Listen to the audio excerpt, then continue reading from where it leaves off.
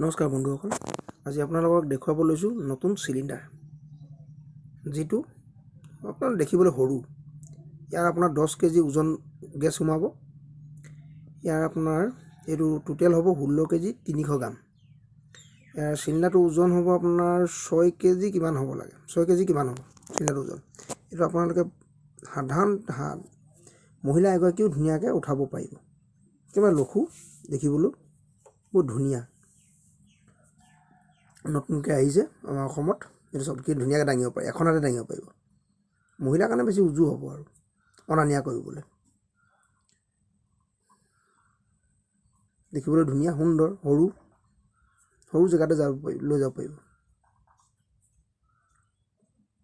এইটো 6 কেজি 300 গ্ৰাম আছে চিলিণ্ডাৰটোৰ ওজন। টোটেল সোমাব আপোনাৰ, টোটেল হ'ব 16 কেজি 300।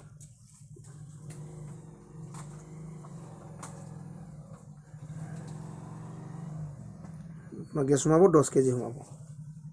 ইয়াৰ আগৰ পুৰণাটোতকৈ দামো কম হ'ব। কেনে লাগিলে ক'ব। ধন্যবাদ।